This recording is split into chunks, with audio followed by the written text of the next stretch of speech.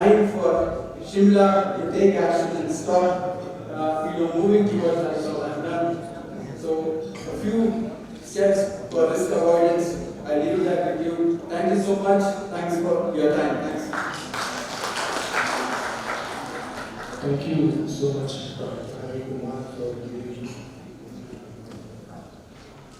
an insight into the problem that Pfizer has faced and the KVX for Shimla that we have aptly and broadly covered in your presentation.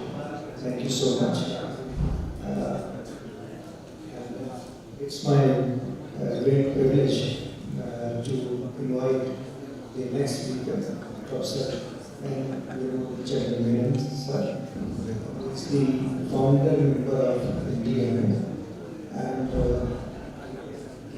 not to say many things about him, but he is the key person who played a pivotal role in the formulation of the National Disaster Management Authority under the aegis of Ministry of Home Affairs, Government of India. And Dr. Menon will be speaking on disaster risk reduction and resilience building in the environment. So, Professor Menon. Thank you very much. Actually, it's a great pleasure and honor for me to be here in the presence of the worthy Chief Secretary of the State, Mr. BroadcastTechnical, and also the Principal Secretary Revenue of the Government of Himachal, the Additional Secretary of the Government of Himachal Pradesh, Sri Sarkar Raman, Sri Omkar Chandra Sharma, the Principal Secretary Revenue of the Government of Himachal Pradesh, and also a few Deputy Commissioners of the state, and several other departmental officers. I feel that this is actually a homecoming for me, because I came to Himachal first several years ago when I was the founder of the National Disaster Management Authority. And I met several chief ministers of the state. I've met several IS officers of the state. But I think that most of you are right now in the right time with the right people. And the presence of the Honorable Chief Secretary, I'm mentioning this because I think this disaster is actually giving us an opportunity to really strengthen our resilience as a state. Resilience in government. So can I have the presentation, please?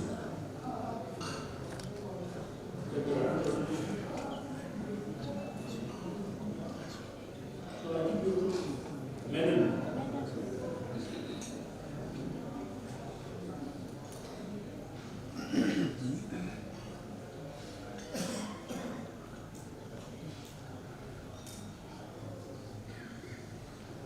So I'm actually trying to look at disaster risk reduction and resilience building in the Himalayan region. And while we're talking, we also know about what happened in Sikkim.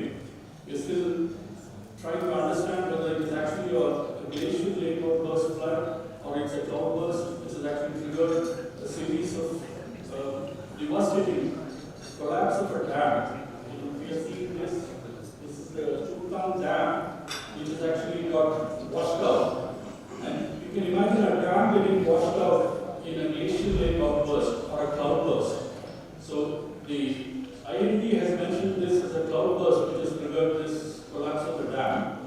But we know that the Lokna glacier has actually also had a breach, the South Lokna Dam.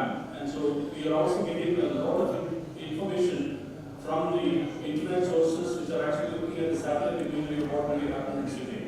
So I think we need to understand that every disaster is actually a wake-up call, and we need to really look at that. Next, please.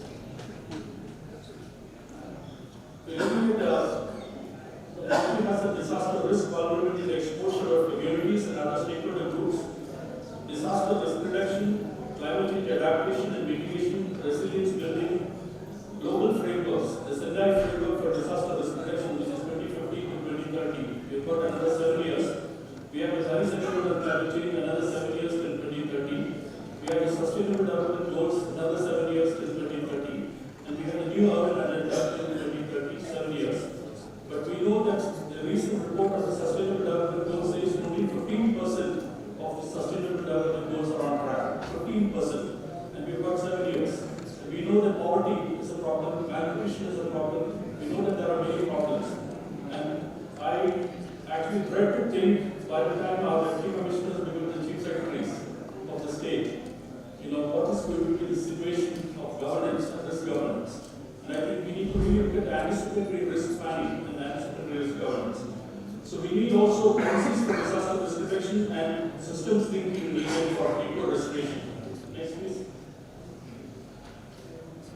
So we know that multi-hazard disaster risk, about 110 million people are expected to be in the Himalayan region by 2030 in 11 mountain states.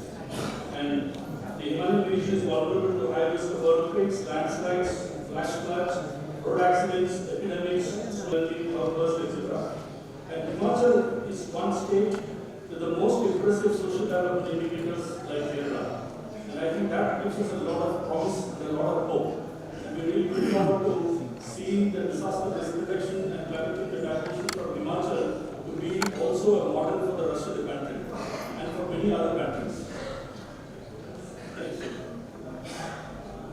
So we need to look at multi-hazard resilient construction of houses and buildings, eco-friendly construction of roads, bridges, flyovers, airports, dams, etc.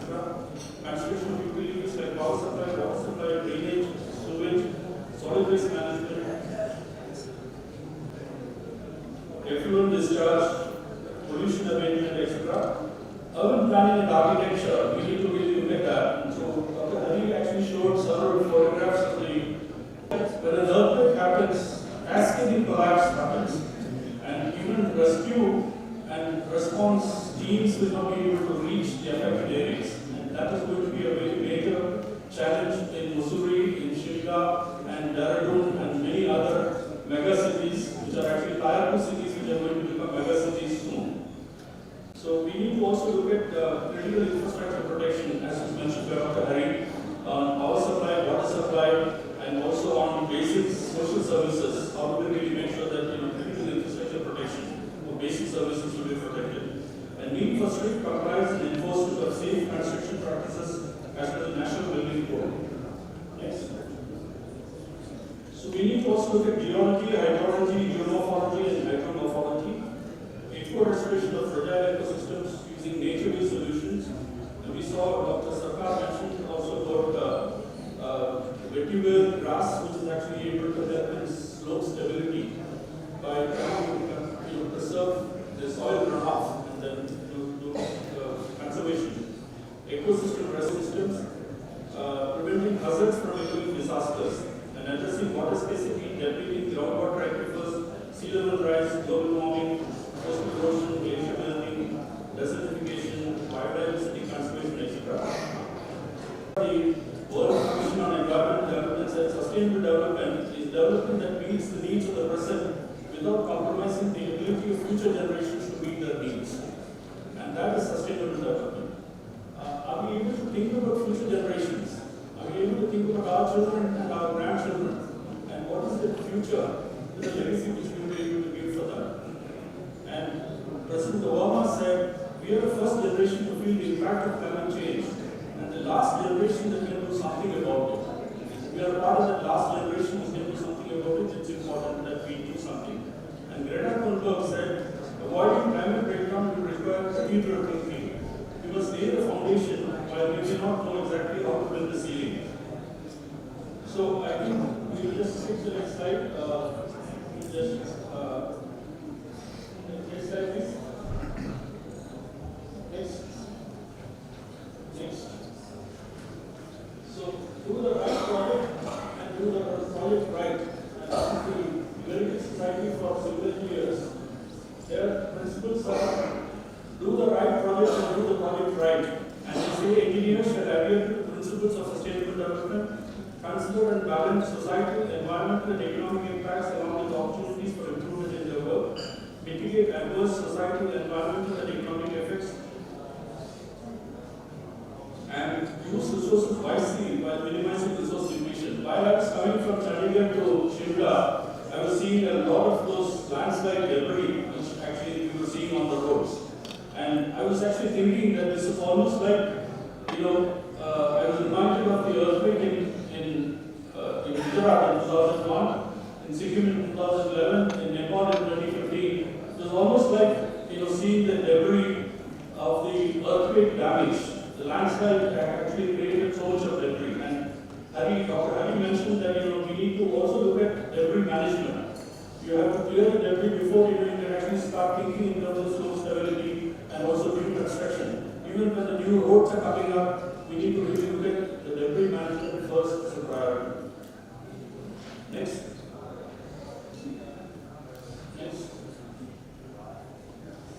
We have all these different frameworks which I mentioned, and I think one of the things which actually the Asian UNSCAP, which is the Asia Pacific report, said out of the review for this Sustainable Development Goals, SDG 13 is regressed from 2015 in Asia Pacific region, which means basically that we are actually doing very badly in SDG 13, which is in climate change.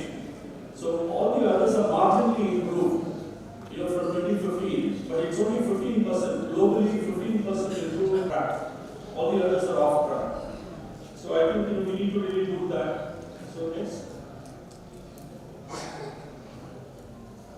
In terms of the solutions, I think technology-driven solutions are important. This presentation is doing with you, so I will not spend too much time on it because we're running out of time.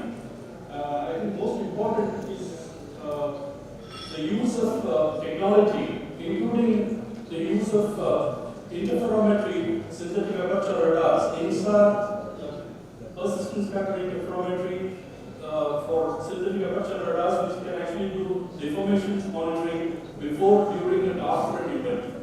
You also have the differential interferometry for synthetic aperture radars, which is also able to provide information. So we have technology, we have satellite imagery, we have remote sensing, we have many other tools which are available.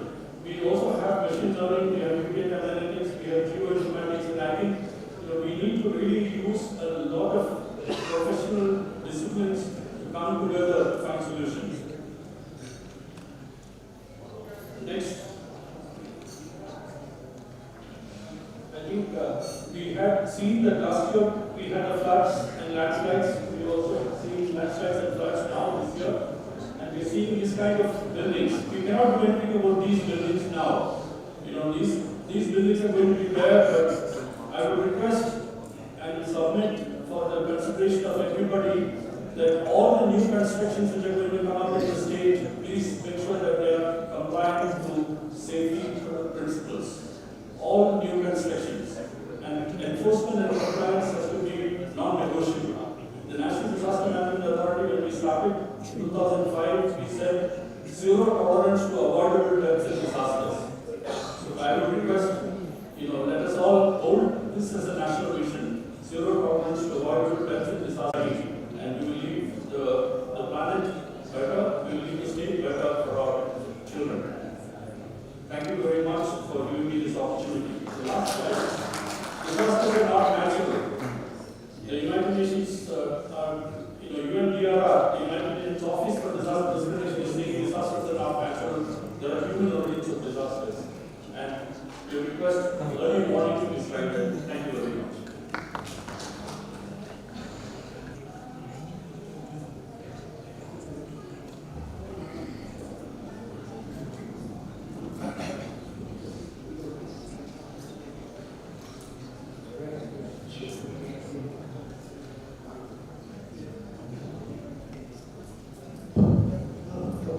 Thank you so much, Professor, for your deep insights into disaster risk reduction and resilience. And I take this opportunity now to invite Shri Ashish Ji Managing Director of the Institute from Pune. And please. He is of mitigation of landslides with best practices over the environment. So over to you, Mr. Happy. Yeah, thank you. And a very good afternoon to all of you. In a very long session, and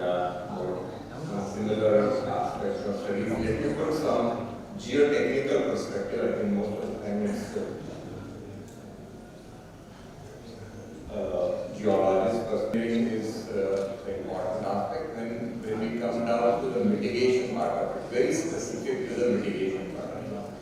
So, I'll start. Basically, it will come down to how you design, plan, and act on a landslide which has already happened or about to happen. And there are various ways to treat it. So you're aware of issues in infrastructure construction. We have gone through, in fact, the very first presentation Dr. Anand himself has presented. There are different types of landslides. And unless you identify what kind of landslide it is, the treatment becomes difficult. The causes have been discussed, so I'll just skip on that side. And we need to focus that when landslide is happening, even further detail, whether it's happening within the top slope, or it's a toe failure, or it's a very global failure or deep-seated failure, because the solution would differ from each. Rockfall has its own issues, and I think Dr. Sarkar also covered some part of it. But one thing which probably is not touched, and I want to highlight a bit on it, that erosion itself is a big disaster. When we talk about landslide, usually big failure, and at one time or one go what failure is happening, we concentrate on that. But erosion is a slow rising too, and it can be rapid as well. So I'll just show this picture. This we have taken in North Sumatra, so Indonesia project we were doing, and this has happened overnight. So the rain started there at 4 p.m. We came back from the site, and next day when we went to the site, all this, if you see that craters at the downside, this is not working, but so even an elephant could go into that, and this all happened overnight. So erosion itself can create a lot of problems. So when we want to build some solution to a landslide, a geotechnical solution, a mitigation measure, the base of it has to be a thorough investigation, added proper theory to it, and then adding on to the experience of that particular part of the state, and then you build your solution. Because usually the theory is eliminated. We talk about investigation and we jump onto the solution. But there are ways that you can actually calculate detail and have a proper solution. Most of the time we talk about slope experts delivering. He can be a team leader, but never a single expert who can deliver the final solution. So the team has to be made up of different experts: geotechnical, structural, hydrology, environment, social, construction planning. Even for landslide, to mitigate the construction planning, if you don't do, you can't have a solution. You can't implement a solution, even if you have a theoretical solution. And obviously, geology becomes one important part of it. We've talked about risk assessment matrix, but I want to very specifically highlight here that when we have risk, so from frequent to improbable, and then from the hazard, the category catastrophic to say minor failure. And if we divide it into high risk, high hazard to low risk, low hazard, very specific things can be done. When you're seeing a high risk, high hazard category, engage and mitigate. There is no other way. Right? When you see that medium risk, high to medium risk, and those circumstances, you need to monitor and maintain the slopes.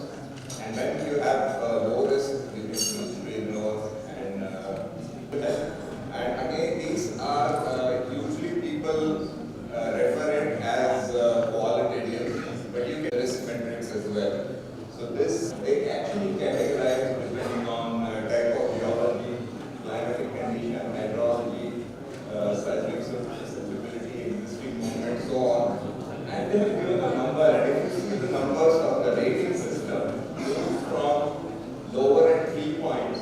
The next is 9 points, 27 points, 81. So it's exponential, right? Because the risk also is exponential. And that's how you can actually categorize, give a particular rating, and then deal with it. The top one is the risk category, the bottom one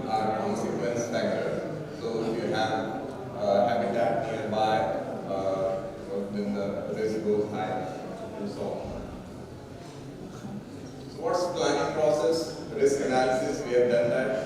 Can you actually show the landslide which you have created and the technology? I can probably, right. So, objectives and budgeting, I'm sorry, but taking a little humor here. It's a serious subject, but what I want to drive from this, I don't know how many Dilbert plan, but basically the boss is asking what the plan, and then right from indecisiveness to over-analysis, cluelessness, and micromanagement. But the last one I want to hammer that I don't understand these risks, and the advice fatigue is risk number 36, but that's the risk number 1. Not understanding the risk presently we are facing as the risk number 1. Right? So what to do, and I'll give you very specifically 5 categories of work we do to treat a slope.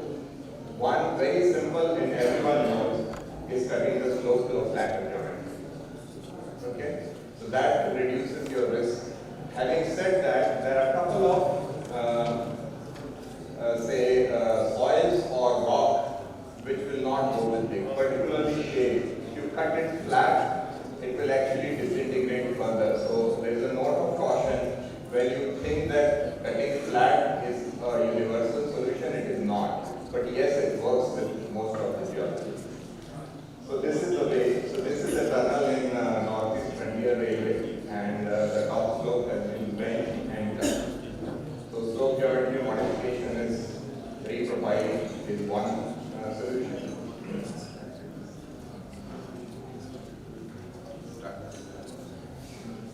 Okay, second, and all of us know that when this happens, it's a drainage problem, right?